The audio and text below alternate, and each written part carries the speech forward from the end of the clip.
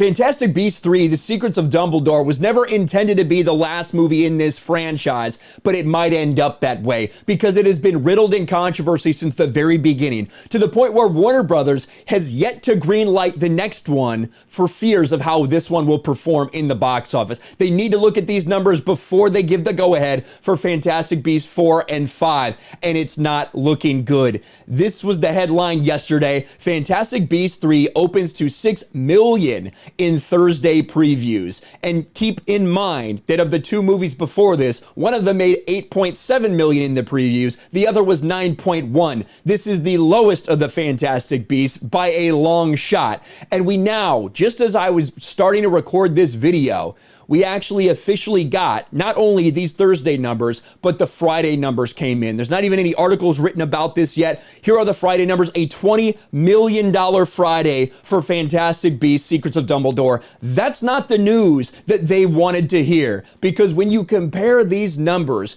to what we saw with The Crimes of Grindelwald, which was the second one, which made $650 million, this one had a $9 million and then a $25 million Friday, en route to a $62 million opening. That's what this movie needs to hit to actually be a success.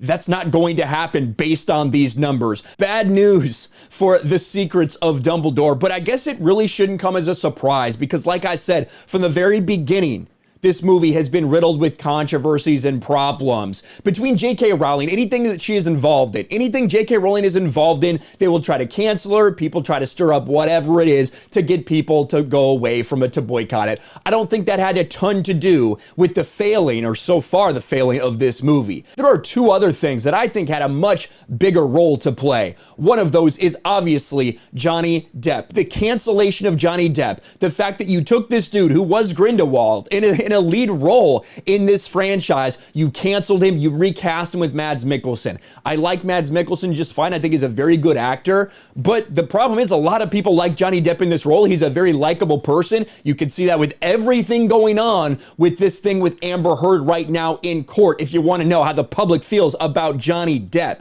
This, I think, is a big reason why it left a bad taste in a lot of people's mouths. What else? Ezra Miller, another star that you decided to keep on for this movie, even after he choked a woman and slammed her to the ground. He was recently arrested in Hawaii for being up to more nonsense. This dude is a problem. This dude is insane, and I think he's turning people off as well. And then, of course, the controversy that broke just a few days ago, that Warner Brothers, as much as they're virtue signaling, we want to insert a gay love story between Dumbledore and Grindelwald, we need to talk about it in this, except in those countries where you don't like that, then we're going to cut it out because we actually don't care about gay people or telling their stories. We only care about the money. We only care about pushing this message down the throats of people who will tolerate it. When you don't, we'll of course cut it out for you.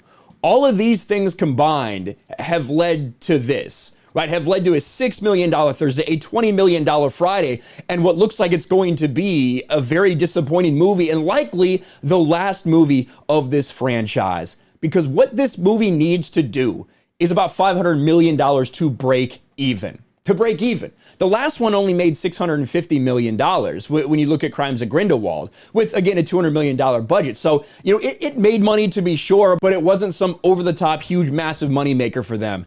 This movie, I think you're looking at $550, $600 million for them to probably greenlight a next one. It's not enough for a movie that's been in production for years, $200 million, delayed several times, to just break even and just crack $500 million. This is bad for Warner Brothers and bad for the Fantastic Beasts franchise. And I hate that all this stuff happened because I actually really like the Harry Potter franchise. I like the Harry Potter books a lot. I thought the movies were fine. Wasn't a fan of these first two Fantastic Beasts movies, but they have brought this upon themselves, right? By giving in, I think, to cancel culture and firing Johnny Depp while keeping someone like Amber Heard hired. That's the hypocrisy of Warner Brothers. They fire Johnny Depp, yet keep Amber Heard around with all the shit that we know that she's been doing. Let me know what you think about this. Let me know what you think about those numbers. Will it get to the $500 million mark? Will it get to the $600 million mark? Let me know in the comments below. Smash a like button, subscribe to the channel, ring the bell for notifications, share this video out there, and I'll talk to you later. Thanks for watching, everyone. And a huge shout out to my patrons. I appreciate you guys so much. Want to follow me on Twitter or Instagram? check out the description below. You'll find links to my P.O. box and my Patreon as well. And I'll talk to you guys later.